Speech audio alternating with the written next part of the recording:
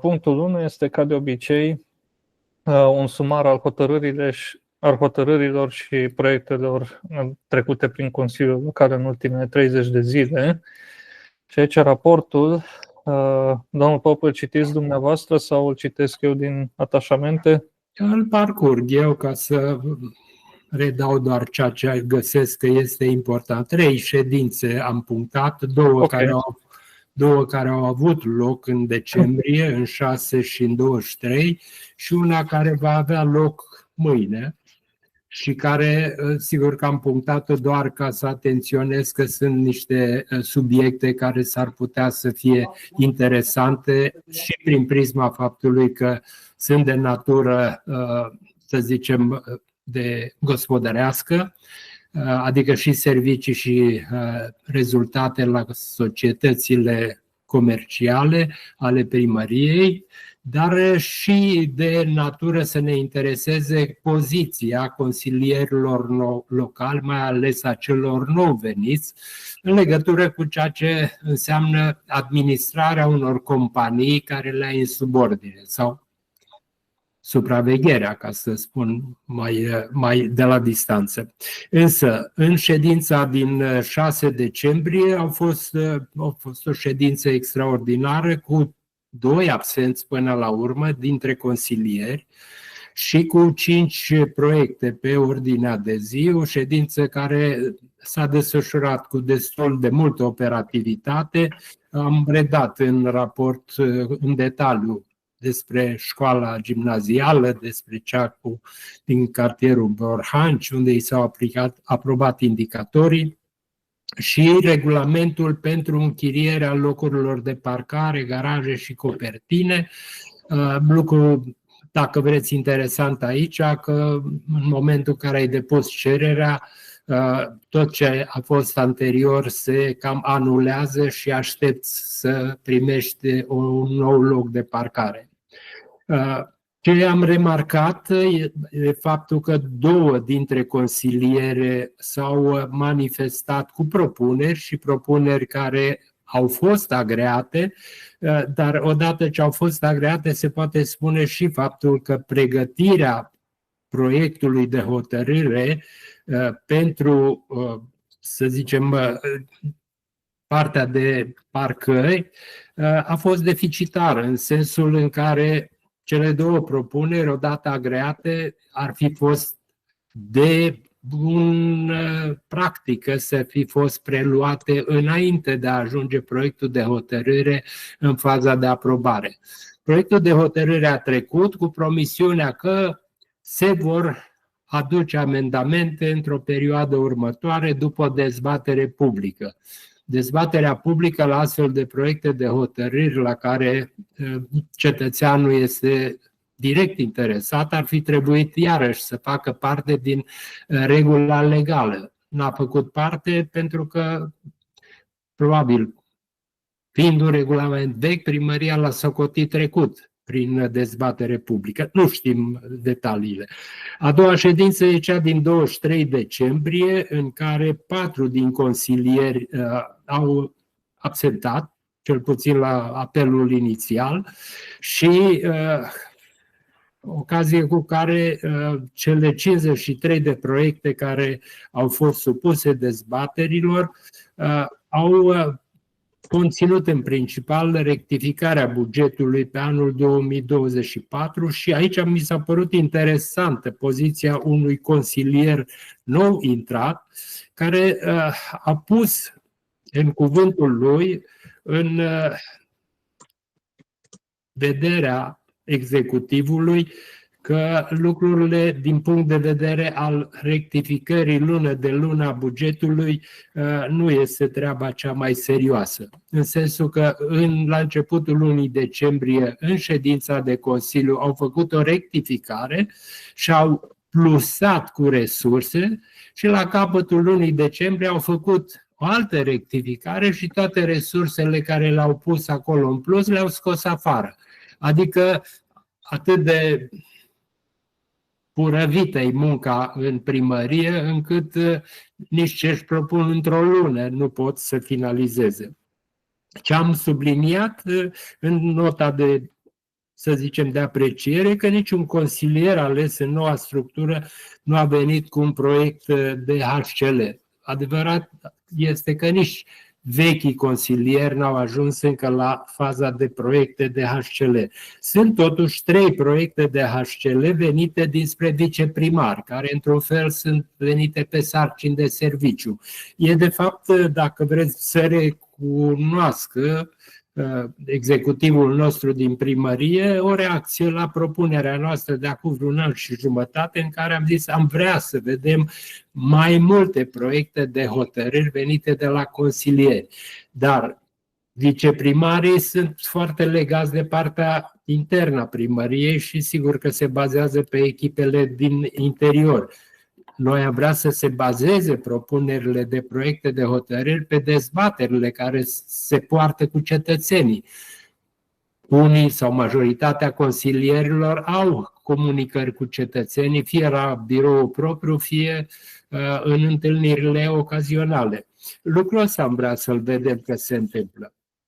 Și am mai subliniat aici că cei care au intervenit i-am nominalizat.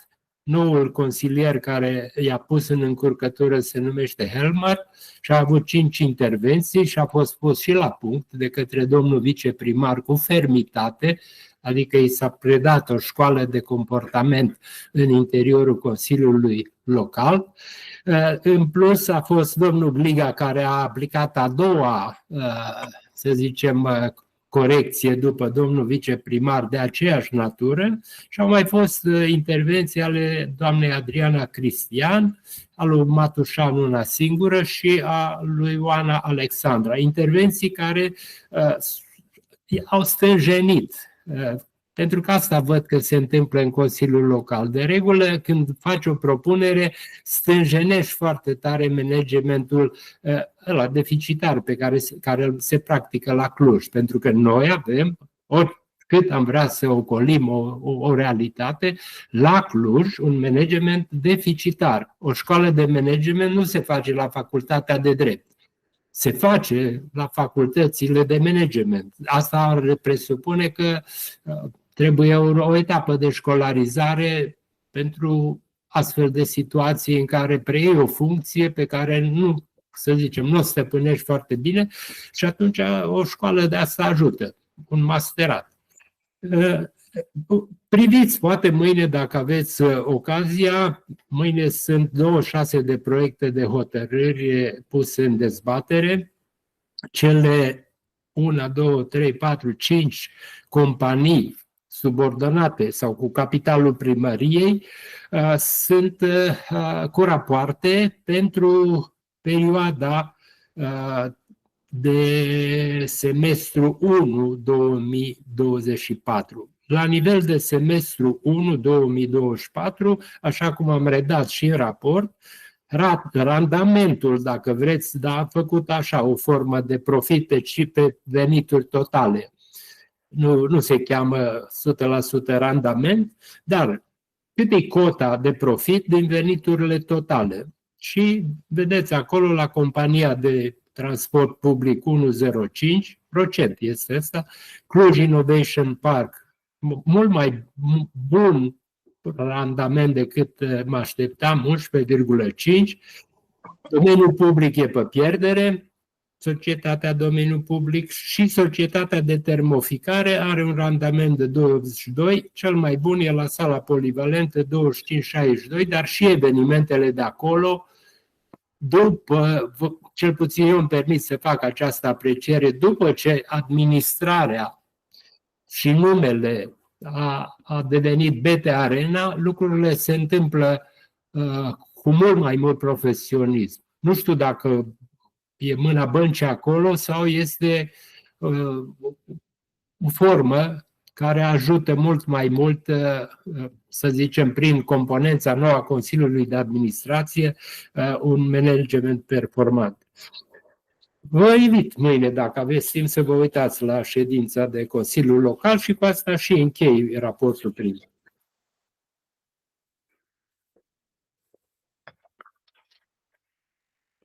Da, mulțumim, domnul Pop. Între timp văd că a reușit să intre și doamna Ludușan. Doamna Ludușan, ne auziți?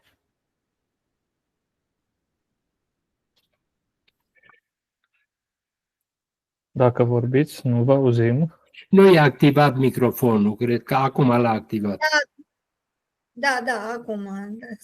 Nu vă auzea, adică nu vă vedeam. E ok. Bun. Atunci vom trece la al doilea punct de pe ordinea de zi. Acesta l-am extins puțin. E vorba de principalele proiecte susținute de CCL pentru 2024 și stadiul lor și pregătirea dezbaterii publice a bugetului pe anul 2025.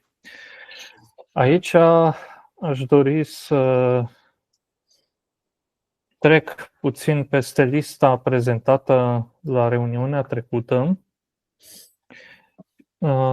dar așa în sumar, și să trecem peste un inventar suplimentar, pentru că au fost și proiecte prevăzute în SIDU, pentru care putem cere urmărirea și de acolo ni se și conturează o imagine, plus avem niște evenimente recente și aș dori să le aduc în lumina pregătirii dezbaterii publice. Așadar, prima dată să facem o distribuire de conținut. Să vedem. Așa. Și avem aici proiectele susținute de CCL.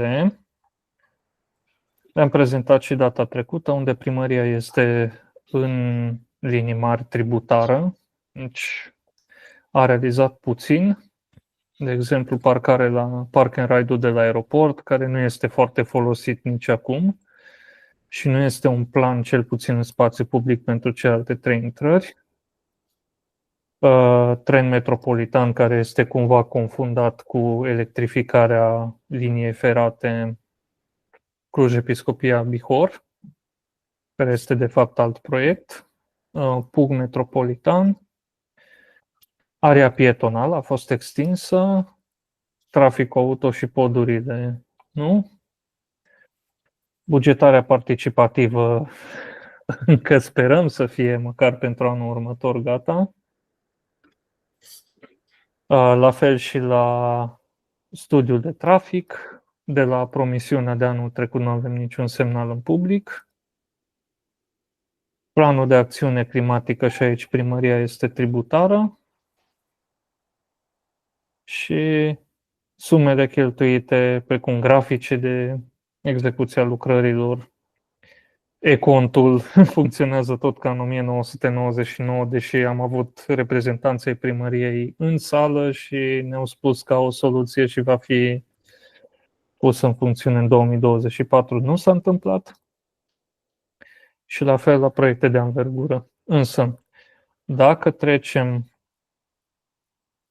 la lista proiectelor pentru 2025, vom putea avea câteva observații. Aici avem centura metropolitană, care se suprapune și cu lista de la SIDU, și acesta este un deziderat. În realitate, după cum se va vedea și în lista de la SIDU, primăria maschează lucrul la centura metropolitană cu o lărgire a DN1 în zona Vivo, care lărgire nu se știe dacă ajută un acces la viitoarea centură metropolitană sau accesul la Spitalul Regional de Urgență. Mai degrabă e vorba despre accesul la Spitalul Regional de Urgență. Avem al doilea punct, prelungirea tramvaiului, și aici am vorbit în prealabil cu domnul Pop că ar trebui să avem o mică dezbatere în această reuniune, pentru că e un subiect care va provoca foarte multă iritare, dat fiind faptul că acum se încearcă din răsputeri, cum să zic mai bine, ținerea în viața proiectului metroului. S-au cheltuit 200 și ceva de milioane de euro, s-au adus cârtițele, acum că nu mai are nicio șansă să fie terminat până în 2026 în virtutea PNRR-ului, este clar. Dar vreau să propun și să fim de acord sau nu, ca să scoatem acest punct de la propunerea pentru bugetul 2025 și să așteptăm evoluția proiectului metroului, care probabil va evolua negativ în următorul an, adică se va împotmoli. Deci vreau să văd dacă aveți păreri pro, contra acestui punct. Eu ar zice să facem o adresare, o întrebare, dacă ne pot prezenta un mod sau un proiect de organizare în vederea demarării lucrărilor pentru metrou, pe tot tronsonul de la Florești până la aproape de aeroport. Și asta ne va spune și ca durată și ca perioadă când urmează să se facă anumite lucrări și devierea de trafic și așa mai departe. Și funcție de răspunsul respectiv să zicem că nu ne mai interesează deocamdată. Nu știu dacă îl vom primi până la dezbatere, dar putem încerca. Practic să le cerem un grafic de lucrări actualizat. Exact. Bun. Ok. Aici doar așa ca 2 detalii relevante de ce cel puțin eu mă aștept să se împotmolească proiectul, pentru că acele utilaje de săpat tuneluri nu pot începe de la suprafață, ci au nevoie să fie săpată groapa în adâncime până la nivel în Florești și ele apoi merg drept. Și al doilea că fix în locul în care este stația din spatele Vivo sunt o grămadă de stâlpi de beton forați în subteran pentru stabilizarea în vederea unui proiect abandonat de o mini-centură a Floreștiului și în prezența acestora utilaje nu pot săpa, deci trebuie regândit traseul, cel puțin acolo. Bun. Al treilea, culoarul de undă verde întreruptă cu 2-4 benzi de parte și de alta a liniei ferate de la Tetoron Gară Aeroport. Aici țin să amintesc că noi am primit o promisiune că primăria caută să alinieze proiectul cu o execuție bugetară europeană pentru realizarea cât mai rapidă și după aceea s-a așternut o liniște totală. În schimb, proiectele imobiliare în zona adiacentă acestui drum nu contenesc să apară și să fie trecute prin comisii și Consiliul Local. Deci, pe lângă Carbochin mai apare încă un ansamblu și urmează și Sanexul. Și atunci, pe aceste considerente, dacă nu pe altele, am putea insista că a devenit o prioritate zero drumul lungul căii ferate. Dar unde era termenul ăsta 2026? Domnul Varna, tot ce e finanțat prin PNRR trebuie terminat până în vara lui 2026. Deci, ce ai spus că faci acolo de banii de la PNRR trebuie terminat în vara lui 2026 și primarul a și pronunțat la o dezbatere, la provocarea mea, a spus că ultima lopată în 2026 la cele 9 stații de metrou, cât era vorba pe atunci. 2036,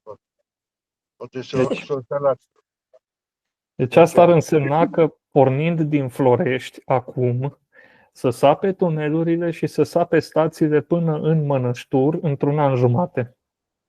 Toate stațiile. Asta e imposibil, absolut imposibil. Da. Dar și termenul din proiectele PNRR este bătut în cuie. Deci cu fondurile europene nu te poți juca. Deci degeaba se amăgește Bocă, nu știu ce e în proiect, în directivele sau în programul național și așa mai departe. Ăia dau banii la termen. Nu faci nimic cu ei, i-ai pierdut. Da. Bun, dar aici lucrurile sunt mult mai limpezi. Noi am fost scoși, practic, din PNRR cu metrou de Cluj, banii s-au alocat la metrou de București. Domnul primar zice că a văzut acolo pe o listă, probabil aia de acum 2 ani, că este proiectul. Pe de altă parte, atunci când a fost guvernul la Cluj, premierul și au semnat contractul sau finanțarea, a semnat un lucru clar. Banii vor veni nu de la Uniunea Europeană, ci vor veni din țară. Și în condițiile acestea, cred că metroul nu mai are nicio legătură cu 2026 cu banii din PNRR. Da. Altfel spus, o să avem construcție de metrou din 2025 de anul ăsta, de când se începe săpătura în Florești, până în 2055. Da. O să fie alți primari care se vor chinui să scoată mortul din mijlocul Clujului sau să finalizeze. Deci asta este, dacă vreți, moștenirea pe care o vom dobândi foarte curând. Și fiindcă am văzut că domnul consilier Helmer s-a alăturat nouă, sigur că dacă are o părere, e oricând invitat să spună ce părere are. Da. Mulțumesc frumos de invitație și mă bucur să fiu aici. Bine ați venit! Mulțumesc!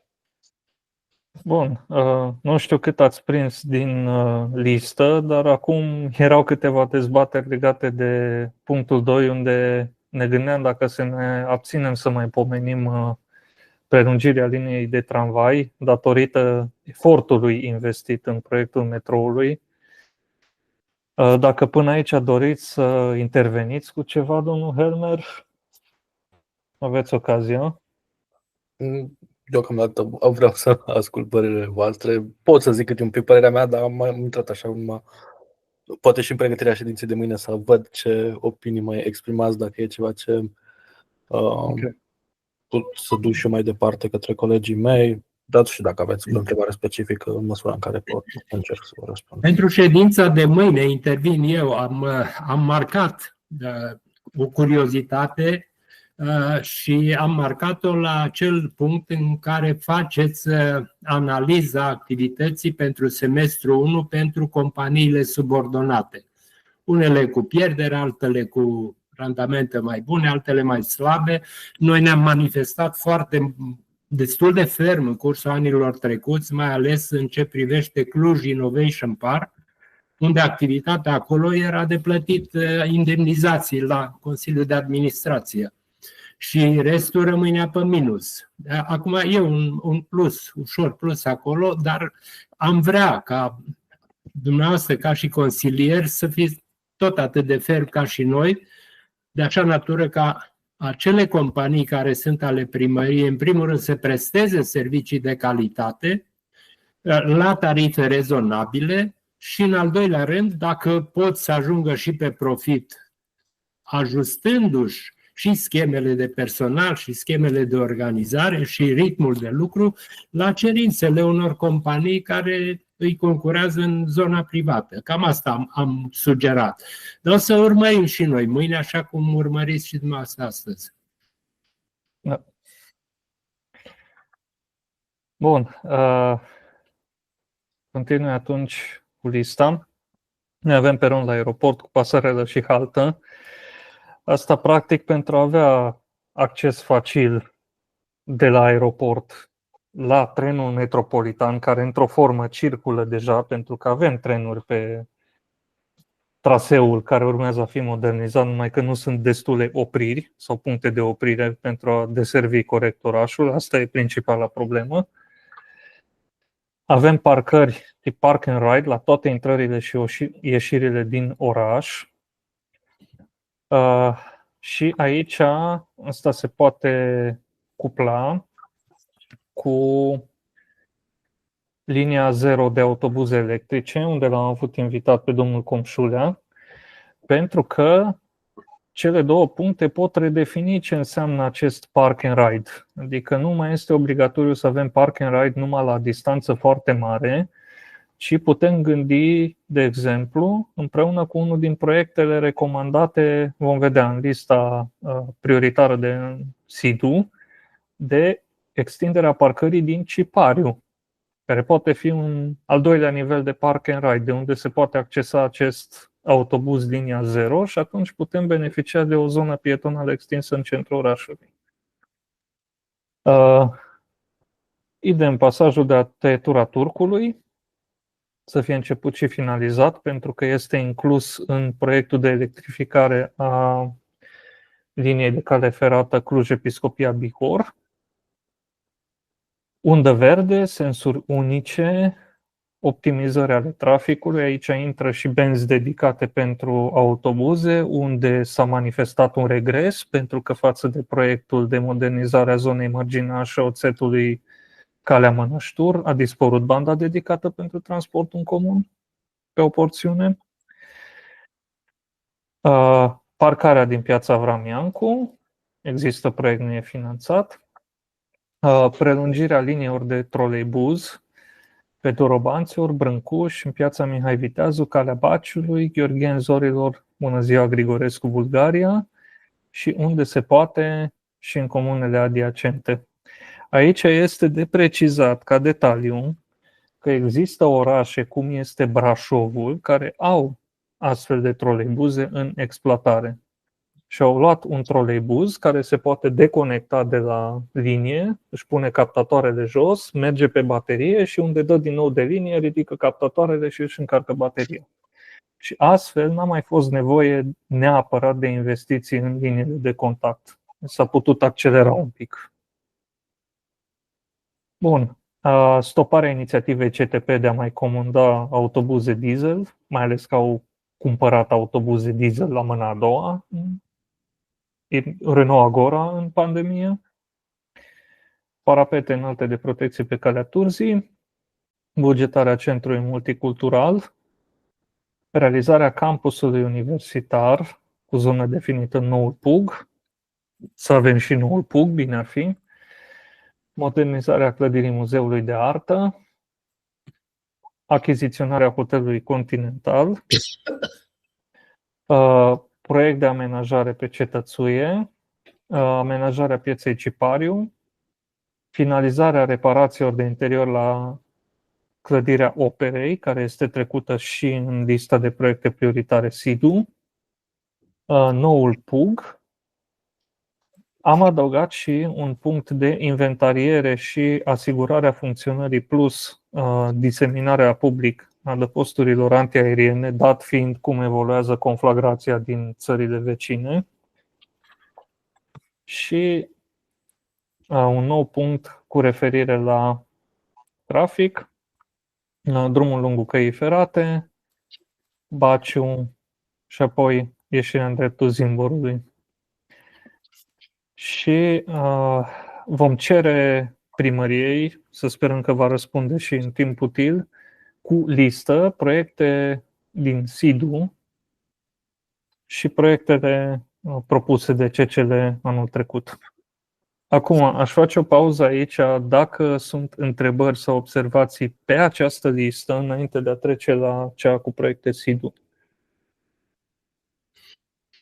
Nu, eu cred că dacă facem mâine solicitarea, când va fi dezbaterea publică, probabil în primele zile ale lunii martie pe buget, vom avea răspunsurile și dacă colegii sunt de acord să facem această solicitare, îi dă drumul mâine.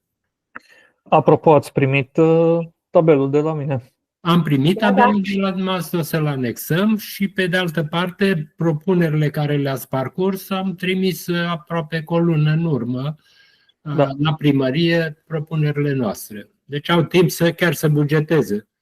Da. Are timp domnul primar să vină cu un PowerPoint și să se laude că a inclus niște proiecte propuse de dânsul. Eu aici aș vrea să vă întreb ceva, că multe dintre proiectele pe care le aveți aici în listă sunt proiecte pe care le-ați mai susținut și în trecut și la adoptarea bugetelor din anii trecuți și poate și în alte adresări sau adrese și solicitări către primărie și unele așa foarte punctuale. Aș vrea să știu dacă ați primit răspuns la ele. Da, se poate, da, facem, nu facem, nici nu luăm în considerare. Sau rămân așa la stadiu de trimiteți propunerile, se selectează cu penseta ceea ce convine și pentru restul nu primiți neapărat un răspuns. Pot să vă dau un exemplu concret. La studiul de trafic, domnul primar a fost încântat, există în înregistrarea dezbaterii publice, a trasat directive la colegi să-l facă și gata, după aceea s-a așternut liniște. Dacă bine țin minte, erau și bani prinși în buget, dar probabil... Da. Da. Deci, în cel mai bun caz, dacă l-au făcut, este uitat pe undeva și nu a ajuns la PR și la comunicare publică, în cel mai bun caz. Și aș adăuga eu că la dezbaterea publică din fiecare an, domnul primar a spus astea le luăm, astea nu le luăm. Deci a selectat, așa cum spuneți dumneavoastră, și iar noi, cred că luna trecută am făcut o decontare. Și, din păcate, primăria stă cu viteza 1 la execuție. La promisiune e cu viteza 10. Dar la execuție e tot aceeași problemă de management insuficient sau slab. Da. Bun. Atunci, aș trece la varianta tabelului în care am colectat la începutul săptămânii câte informații am putut găsi. De asemenea, am trimis și niște poze. Dacă le-am trimis pe grupul CCL 2023, dacă le pot regăsi ușor, o să vi le remit. Din Parcul Caragiale. Sper Da, că le-am nu sunt primit. Le-am văzut, da. Le-am văzut. Da, să vedem dacă ajung. Da. Deci, aici, în parcul finalizat, așa arată aleile. Puteți vedea data că e din 8 ianuarie. Deci este ceva mixtură de pământ, nisip, dar arată mizerabilă. Vedeți cum proașcă și în laterală. Aici o parte care arată bine și deja ochiul antrenat o să vadă în partea stângă ceva care e la locul lui într-un parc finalizat. Și este un șantier în lucru de la Nordcon Forest. Aici nu prea se vede, dar am mărit luminozitatea și asta este în mijlocul parcului finalizat, în data de 8 ianuarie. Cum puteți judeca și dumneavoastră dacă ăsta e un parc finalizat? Da. Aici, eu din ce am înțeles, partea de conservare a ruinelor pe care le-au găsit o să fie inclus într-un alt proiect. Deci cumva asta explică de ce acolo e rămas zona așa. Ce se putea face totuși să-i dea o formă intermediară, ok, să protejeze cumva partea respectivă, dar să arate mai ok. Deci ăsta nu e parc finalizat. Da, așa anunțul într-adevăr, așa e făcut public, că urmează o amenajare a părții istorice care să conservăm la vedere ceea ce au găsit acolo. Nu știu când o vor face, dar deocamdată o să ne spună probabil dacă a bugetat ceva și o să vedem obiectivul la bugetul 2025. Da, să sperăm. Bun, aș trece la proiectele SIDU, unde am luat din documentul SIDU, l-am închis, am găsit documentul SIDU și am luat doar proiectele prioritare. Nu am luat lista de rezervă pentru că important e prima dată să livrăm proiectele prioritare și apoi să discutăm de lista de rezervă. Și aici avem categorii în număr de 3, avem autorități centrale, avem autorități județene și Primăria Cluj. Acum, la partea făcută de autoritățile centrale, avem și niște lucruri bune, adică autostrada subsecțiunea Nădășelu-Mihăieș și Mihăieș-Zimbor ar putea fi date în folosință în 2025 și ieșirea la autostradă, nu conectarea Clujului la autostradă cum este prezentat în public, pentru că Tureniu e cam departe, ci eliminarea municipiului Turda din ruta către autostradă, asta poate fi dată în folosință la finele lunii februarie. Pentru proiecte de acest gen, cum sunt primele de infrastructură, avem o sursă pe care am diseminat-o și e la asociația fondată de, cred că domnul Druda, de USR. Și avem harta proiectelor de infrastructură și unde putem vedea cine când a fost făcut. Deci inclusiv calea ferată care se electrifică figurează deocamdată cu anul dării în funcțiune 1870, respectiv pe aici mai apare și un 1983, deci foarte veche. Și avem aici cu albastru ce este în funcțiune și cu aici e legenda. Și aici avem proiectele de drum și aici vedem estimat 28/2/2025 pentru legătura de la Turen la autostradă. Avem centura care este într-un stadiu de neatribuit. Deci, asta e stadiul real monitorizat. Și aici la autostradă, dare în folosință 2025, chiar dacă unele tronsoane sunt în stadiu mai puțin avansat. Asta ce este vizibil. Totodată de aici vedem, legat de unele proiecte care apar în lista SIDU, de modernizări de tip quick win, adică îmbunătățiri la infrastructura feroviară. Nu există de la Pahida la Suceava nimic monitorizat. Idem, nu există nimic până la Coșlariu. Coșlariu s-ar putea să fie mai puțin cunoscut unora, dar Coșlariu este de fapt acest nod feroviar de lângă municipiul Teiuș.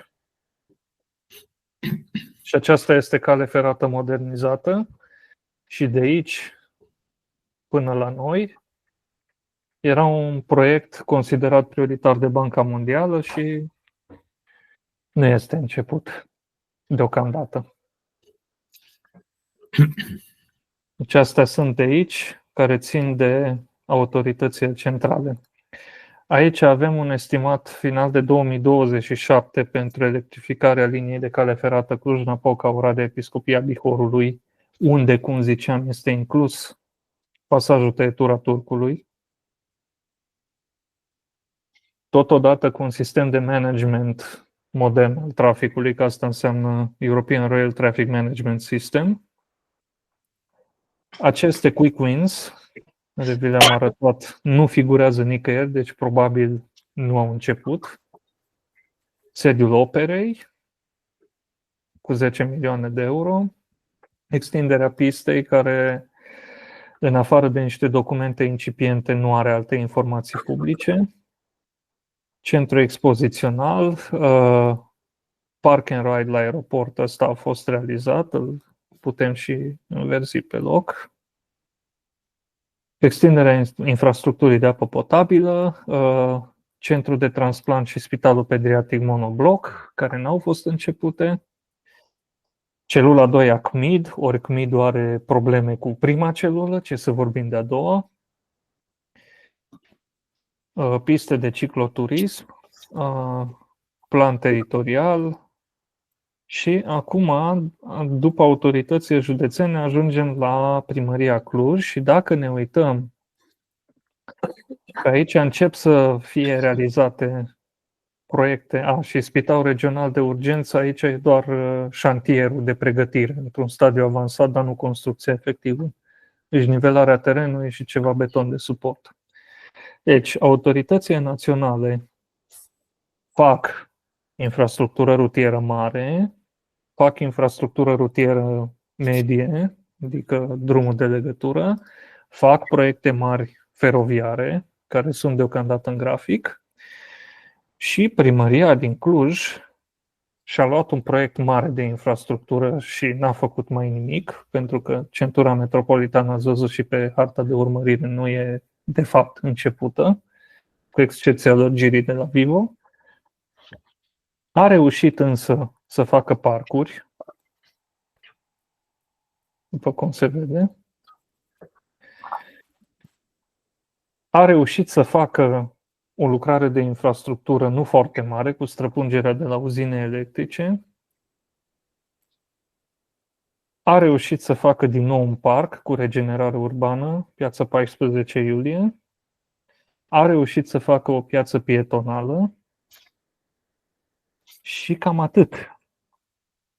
Deci, unde vedem în dreptul primăriei culoarul de mobilitate, unde avem zona Piața Mărăștea a bibliotecii cu parking, nu s-a început, nici măcar nu este o licitație.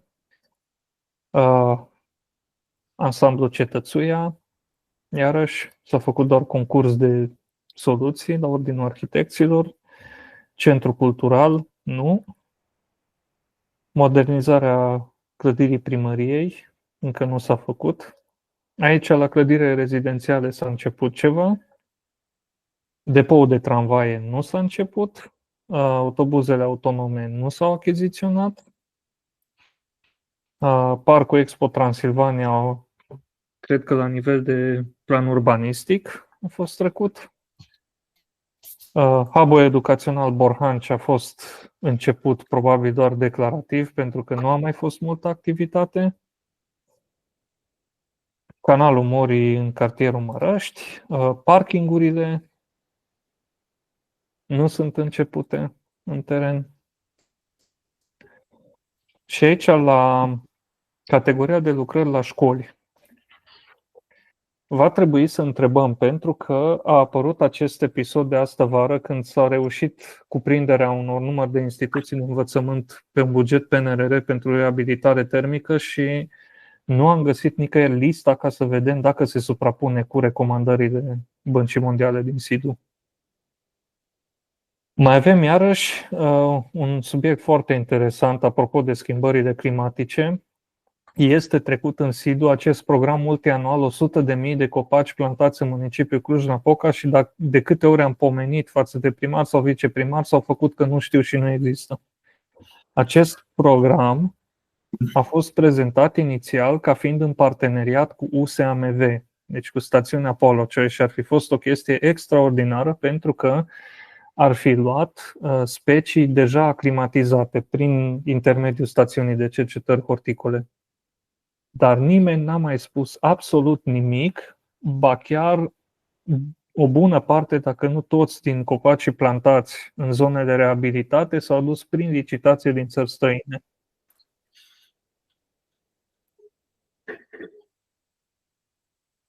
Da, aici oare este lista, domnul Helmer? Da. Mai n-am verificat dacă e actualizată sau dacă mai intervenit schimbări, dar cred că în mare astea ar trebui să fie. Minunat. Și Minunat. Atunci acolo putem să comparăm. Bun, aici mai este, deci asta ar fi în mod deosebit de urmărit și după părerea mea și de întrebat în ședința publică.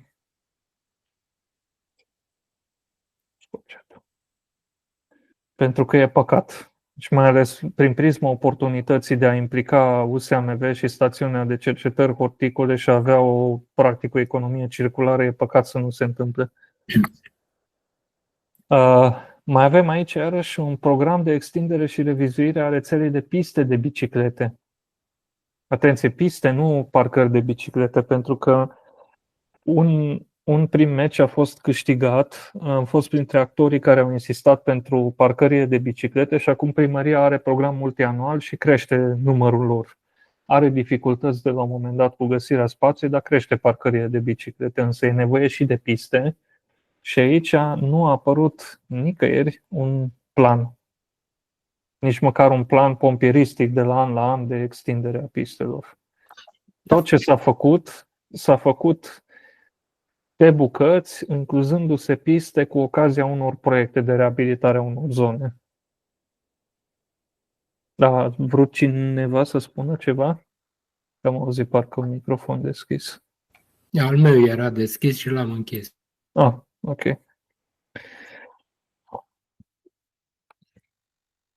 Așa, reamenajare urbană, avem culoare de mobilitate sustenabilă, iarăși coroborate, de exemplu, cu parking, Pastor Marinescu, legături pietonale Piața 1848, strada Paris, legături pietonale strada Liviu Rebreanu, strada Observatorului Parcul Iuliu Prodan, Autobuze electrice articulate, nearticulate, 50 de bucăți. Aici e această poveste interesantă că primăria le-a luat și le-a plimbat vreo 8 luni de zile în probe și au constatat că nu corespund și sunt trimise înapoi la producător, dar nu în străinătate, ci la o reprezentanță din București. Practic, ce s-a întâmplat? Când au funcționat cu puterea necesară ca să urce, de exemplu, în zorilor, nu au avut o autonomie corespunzătoare. Le-au operat producătorii niște modificări, le-au oferit autonomia și au pierdut din putere și nu se mai încadrau la putere, nu puteau căra pasageri. Atunci le-au trimis înapoi. Troleibuze, în schimb, nu am văzut să fie achiziționat. La fel, autobuze alimentate cu hidrogen. Și iarăși a fost tăcere totală asupra subiectelor cele două de locuințe sociale. Și nici măcar nu par a fi atacate până acum. Și aici, da, e de comparat cu lista dată de domnul Helmer, pentru că sunt din nou proiecte de reabilitare, școli și grădinițe. Parcul Colina, platforma GIS a primăriei, portal de date geospațiale, nu. Sistem de monitorizare a traficului, iarăși ar fi fost în corelare cu studiul de trafic.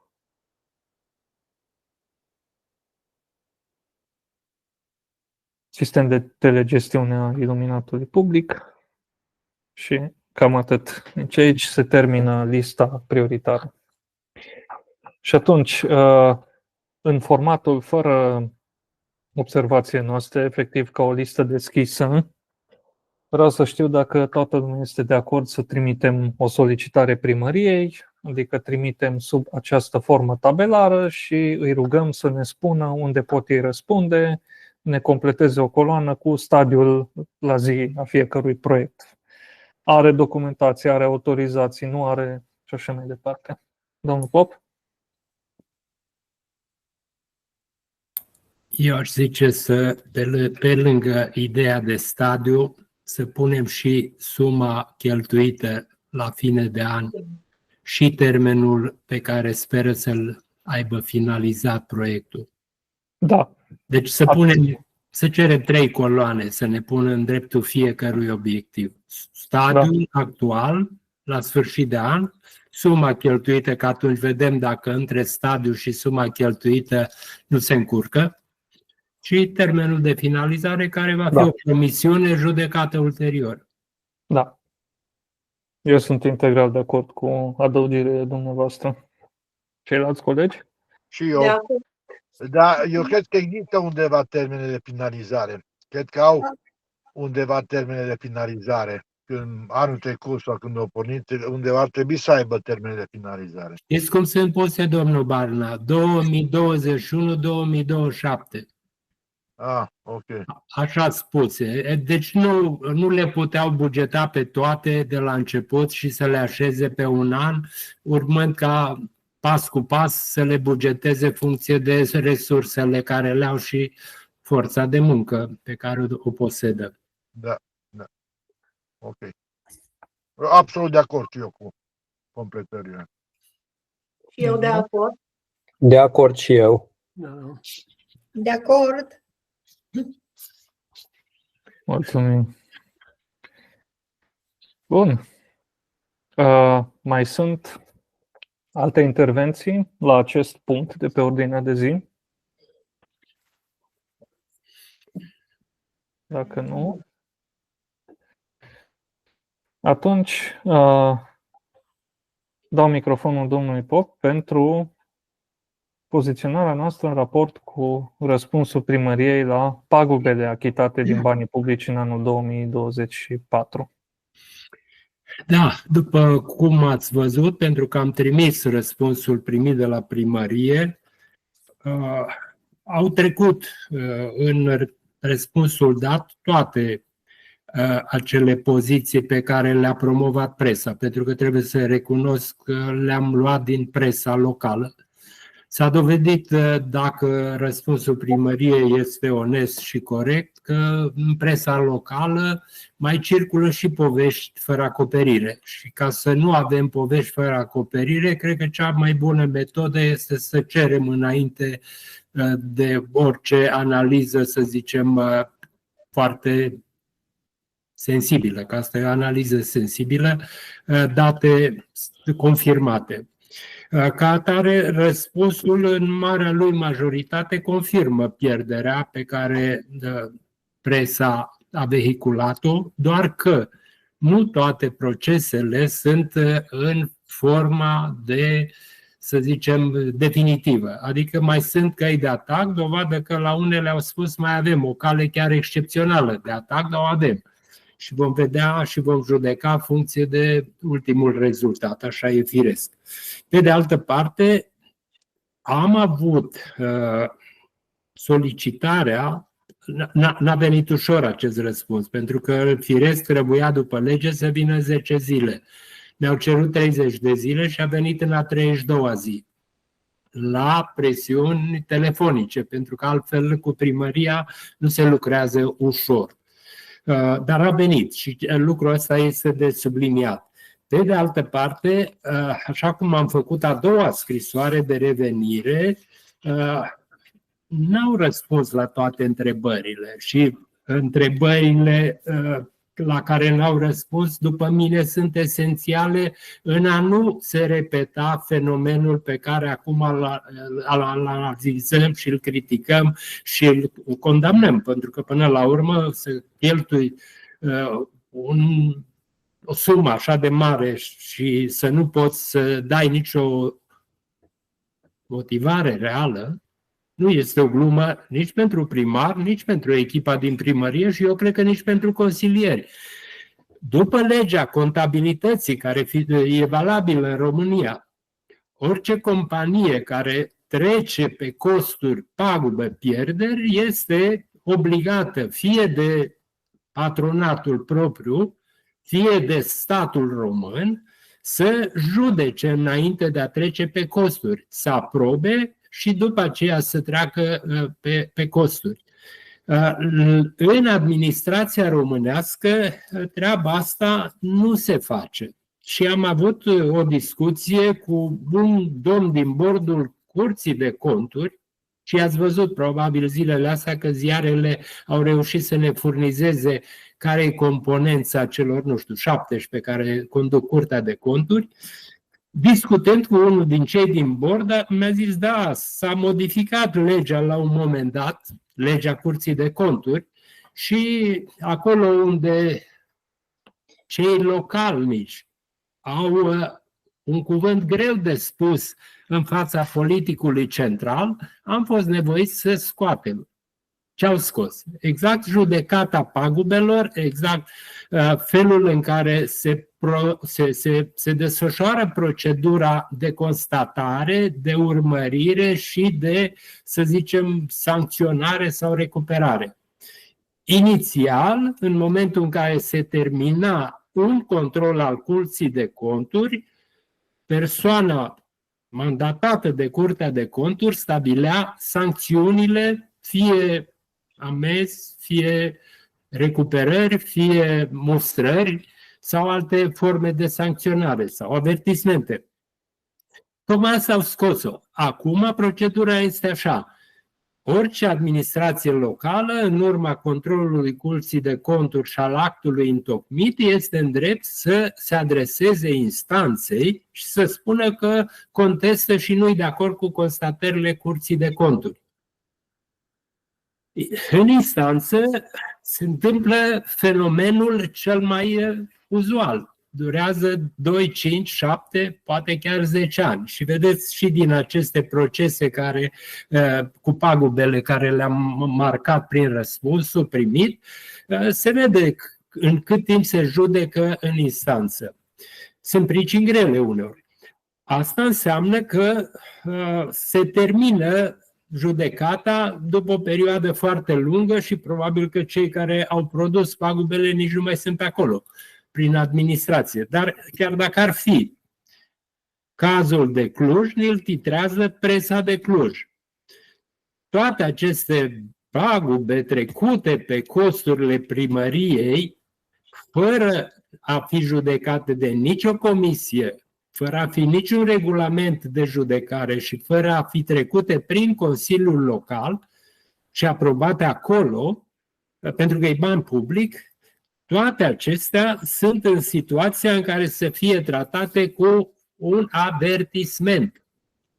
Așa se numește sancțiunea care a primit-o administrația, avertisment. Adică aveți de grijă să nu-i duceți toți acasă, că poate vi găsesc alții. E o situație jenantă după mine și pentru administrație, și pentru Consiliul Local, și pentru primărie, și pentru cetățeni. Pentru că noi cetățenii, ăștia din banii îi dați de noi, ca impozite și taxe. Deci i-am dat și s-au dus pe apa sâmbetei, pe procese care unele din procese, dacă ne ducem la dosare, nici nu au avut reprezentant al primăriei în fața instanței, ca să-și apere cauza. Sigur că la alea mai sensibile s-au dus și s-au luptat. Dar vedeți că astăzi domnul cum îi spune? Ile Pușcaș a dat un interviu amplu și a spus cum se manipulează instanțele de la nivelul primăriei și experții de la nivelul primăriei. Încă o dată, ne face de minune modul acesta în care se lucrează la Cluj. Că pe de altă parte, când l-am sunat pe cel de la Curtea de Conturi, a zis că voi ăia de la Cluj sunteți cei mai grozavi din țară. Ce vorbiți voi că aveți pagube? Dar ce să alea pagube? Că eu nu le-am văzut.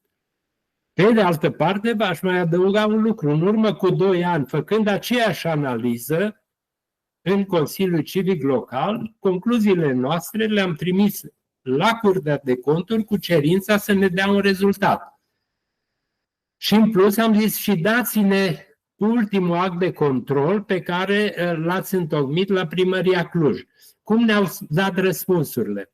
Ultimul act de control nu vi-l putem da pentru că actul de control în sine poate fi contestat și ca atare când se va termina ultima judecată pe constatările actului de control la înalta curte de așa, atunci s-ar putea să vi-l dăm. Al doilea răspuns pe care ni l-au sugerat, dar de fapt ni l-au sugerat chiar în scris, a fost: dacă voi doriți să cunoașteți treaba asta, puteți să vă constituiți parte civilă pe aici pe acolo. Și am zis, da, asta nu se poate. Și atunci am mai făcut un pas, discutând și aspectul ăsta. Am zis, dumneavoastră, de la Curtea de Conturi, ce credeți că e de făcut? Zice, la noi și dacă scris nu se face mare lucru. Trebuie modificată legea. Și atunci am zis, bun, o soluție mai simplă n-ar putea fi. Și am sunat la Viena și la Bruxelles.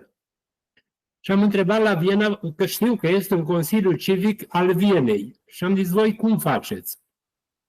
Păi zice, noi, ca și cei de la Bruxelles și ca și cei din vest, facem un protest public scris. Adică, în ghilimele, vă întrebăm dacă nu vi rușine.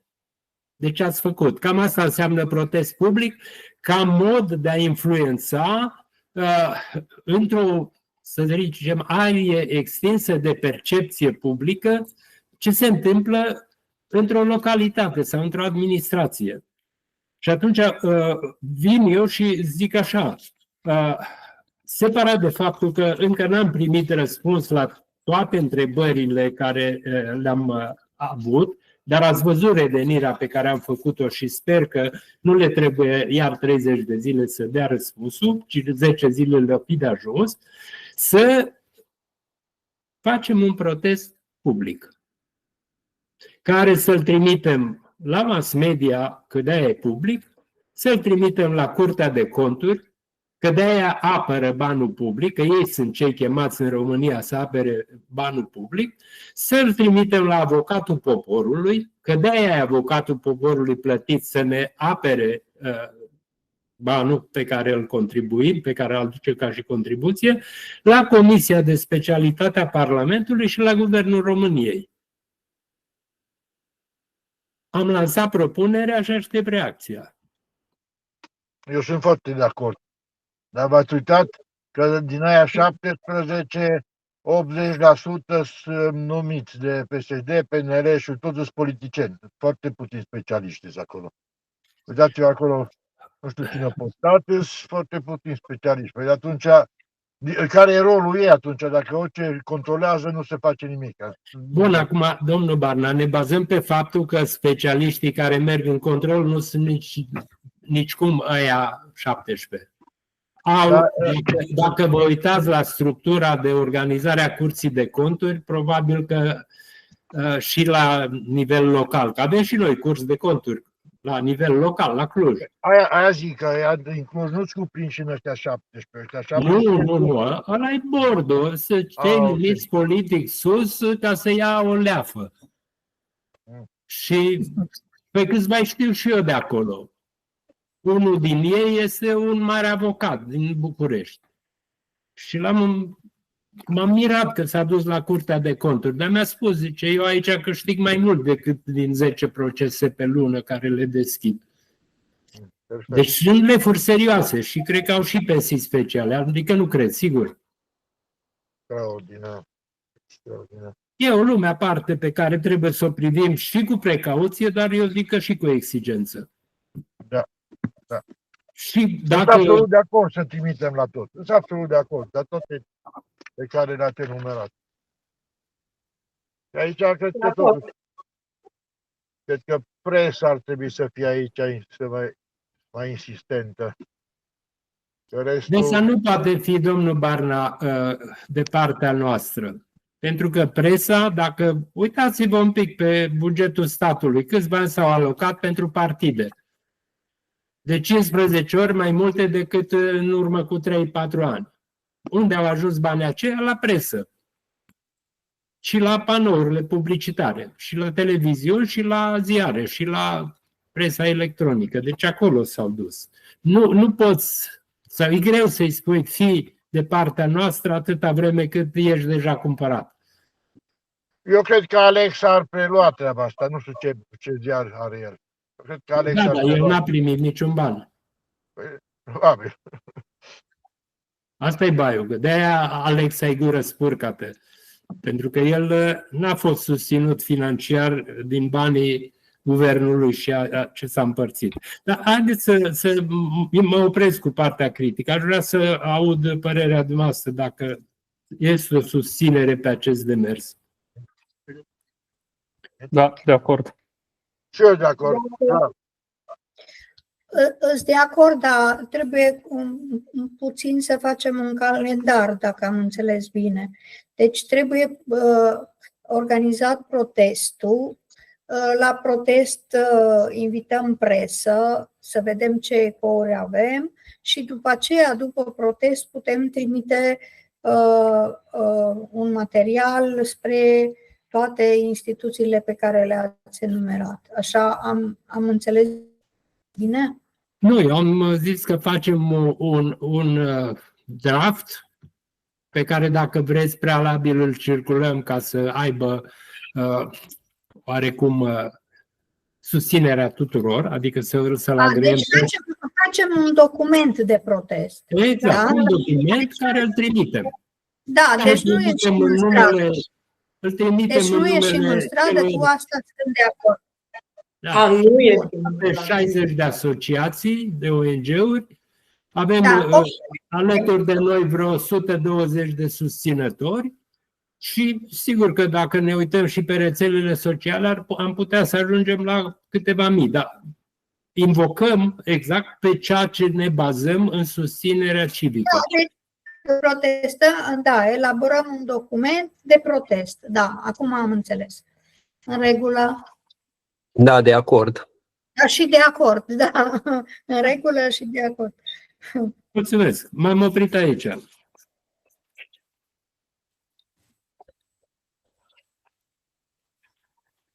Dacă domnul președinte de ședință zice să mai expun și la ultimul punct. Acum, da, avem punctul de diverse, probabil legat de aspectul pozitiv că am avut revedere fără articole pirotehnice, pentru că legat de șantierul metroului am deschis articolul ca să fie mai vizual care este una dintre probleme cu acei stâlpi de beton și cum arată. Dar cum doriți. Deci... Da.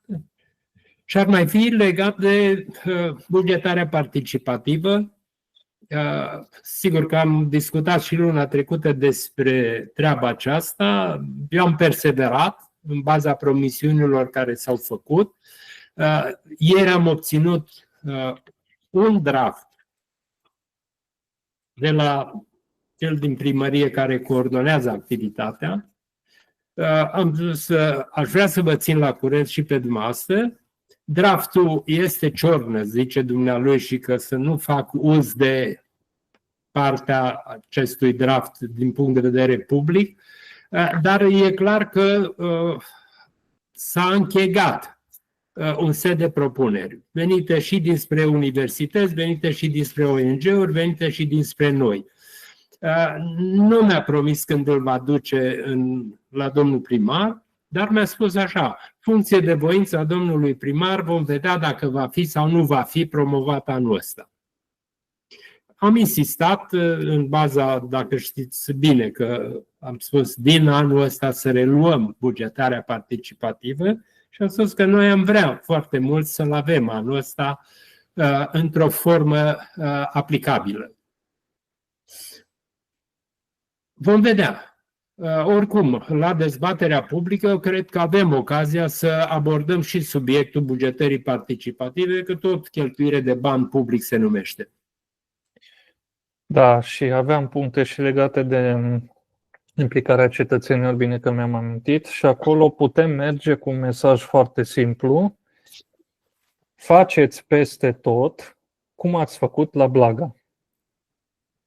Deci, dacă s-a putut odată veni lângă cetățenii dintr-un cartier pentru un proiect care era în cartier și afecta pe ei, n-are primăria decât să facă la fel pentru toate proiectele care impactează mai mult o anumită zonă a orașului.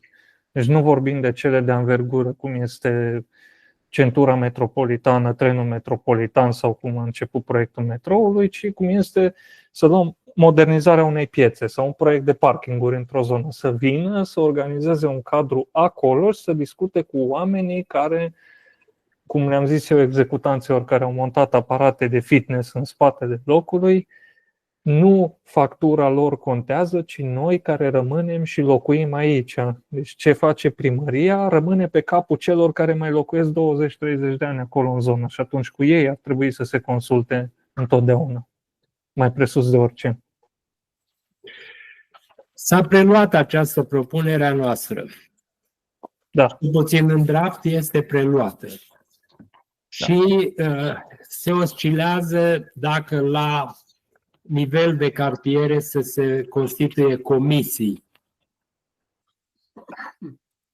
Este și aceasta. Așa, ca idee, vă pot totuși defini câteva din micile concluzii. Asta e foarte bine. Câți oameni poate aloca primăria pentru derularea acestui proiect în 2025?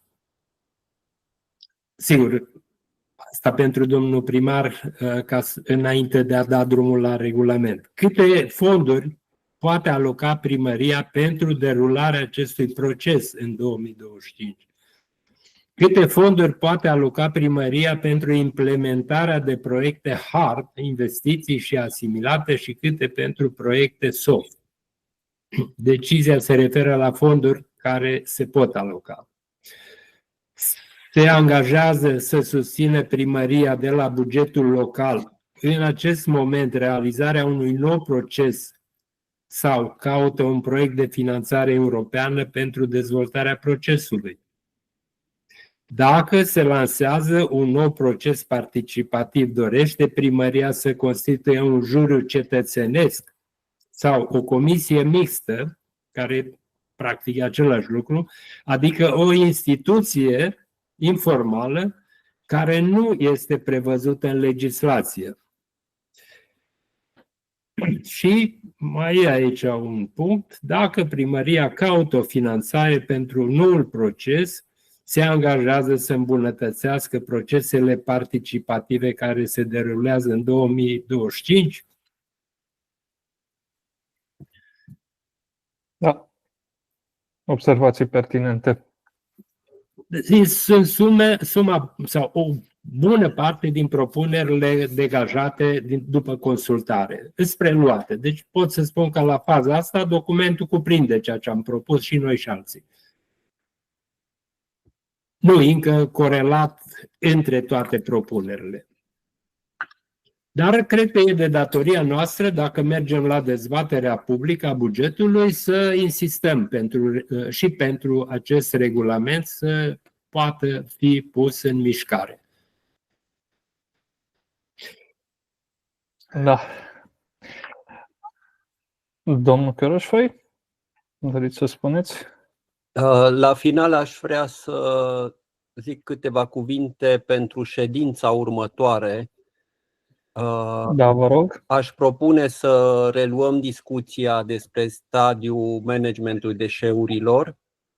Deci în ședința din 20 februarie aș dori să ridicăm câteva teme, dar să invităm conducerea executivă a ADI-ului, adică domnul director Iancu Pintea, dar și conducerea politică, președinte, vicepreședintele asociației care e format de primăriile din județ, să avem și reprezentanți, să insistăm și să aducem reprezentanții primăriei Cluj, consilieri, reprezentanții Consiliului Județean, Agenția Protecția Mediului, Garda de Mediu, neapărat operatorul, un reprezentant al operatorului și ONG-uri să poată să participe.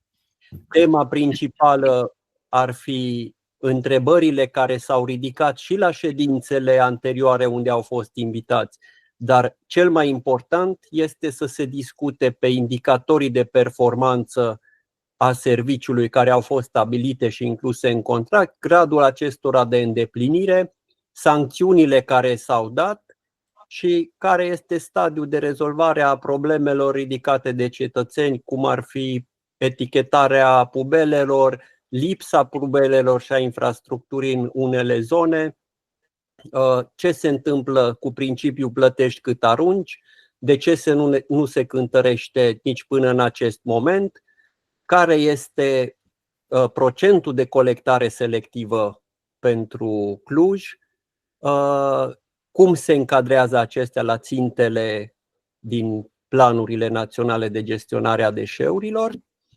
Evident, o să detaliez toate întrebările astea bazate și pe documentele existente la primărie, Consiliul Județean, plan de gestionare a deșeurilor, contracte cu operatorul. Și ar mai fi o chestie, până la ședința din 20 de februarie, aș solicita o vizită a membrilor Consiliului Civic Local, poate împreună și cu consilieri și parteneri al Consiliului Civic Local, ONG-uri eventual, la CMID, așa cum ne-a lansat domnul Iancu Pintea invitația la ședința dinainte. Da. Cu o rugăminte, dacă domnul Șandor, că acum o fac din zona secretariatului. Acei invitați pe care dumneavoastră cu siguranță știți mai bine decât mine, și ca nume și coordonate pe care îi pot găsi, mail-uri sau telefon, să mi indicați ca să le pot trimite din timp după ce primesc materialul, ca să putem să gestionăm, să nu fie anunțați măcar cu o săptămână înainte să fie anunțați. Păi încerc să fac lista de întrebări care vrem să le adresăm, să o circulăm în rândurile noastre. Încerc să o fac până cel târziu luni și aș dori să trimitem întrebările deja de săptămâna viitoare, dar și într-un format oficial. Cred că ne încadrăm în termenul de răspuns necesar, pentru că e în 20 februarie, deci o să trebuiască să primim și să nu poată să spună niciunul dintre participanți sau invitați că e o surpriză întrebarea noastră. Eu am înțeles. Deci o să vă transmit la tot și o să văd dacă găsesc contactele la toate persoanele care le-am nominalizat. Unii sunt instituții, dar cred că până luni le găsim și le putem trimite atunci invitația și întrebările. Eventual, îmi vin în minte doar 2 sugestii, domnul Chereșoi.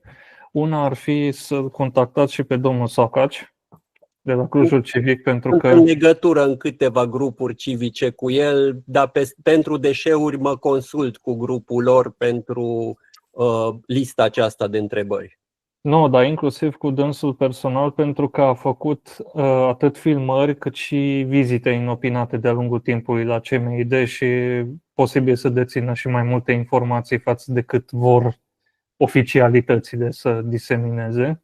Și a doua care mi-a venit în minte, dacă există cifrele, ar fi interesant să vedem pe ultimii 2-3 ani cum a evoluat gradul de colectare selectivă.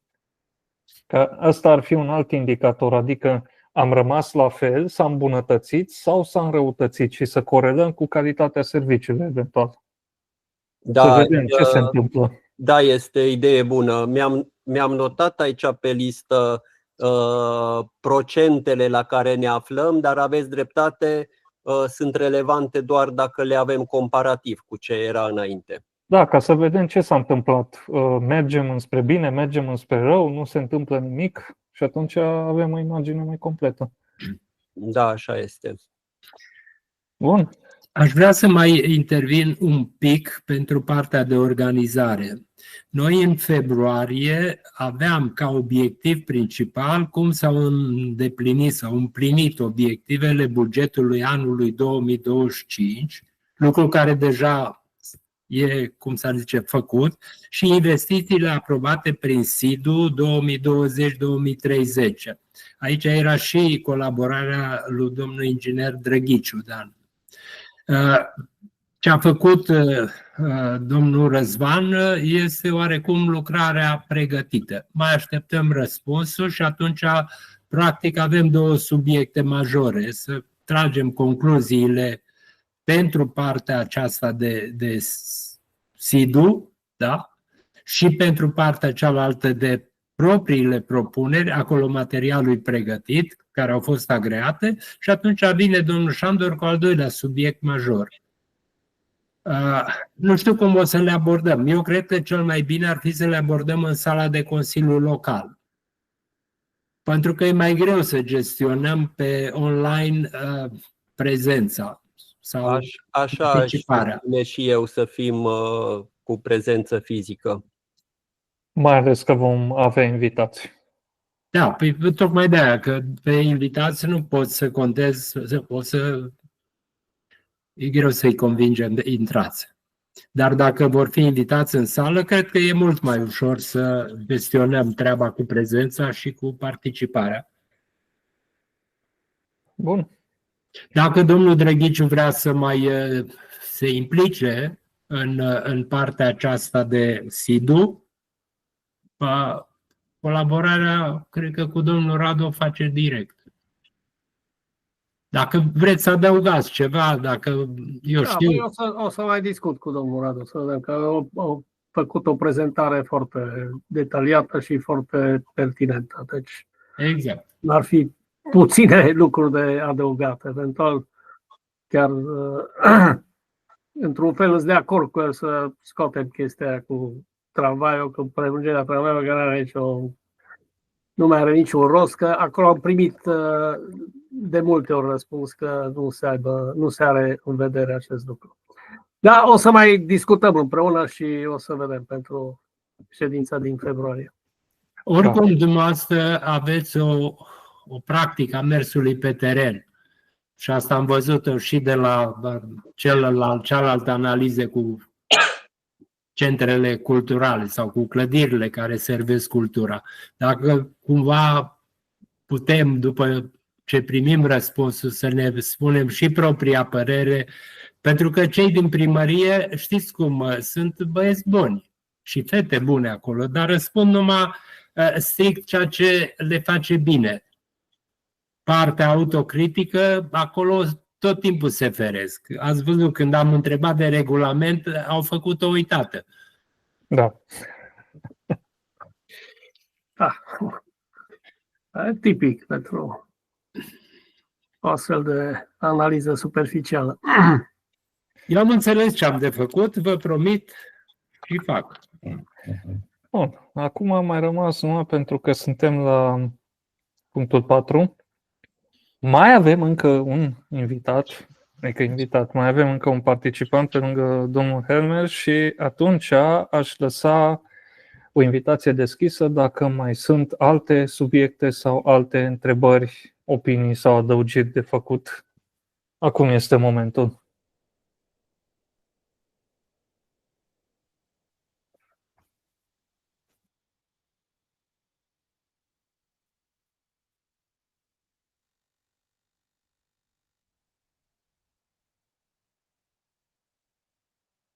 Dacă nu, atunci am trecut prin toate subiectele propuse pentru ziua de astăzi și atunci putem declara ședința închisă mai devreme. Domnul Pop, sunteți pe mut. O seară bună, la revedere! O seară bună, vă zic și eu, și rămân pentru închidere. Exact. Da. Mulțumim mult! Seară bună! Mulțumim. La revedere! La revedere! La revedere, tot cele bune. Seară bună, la revedere!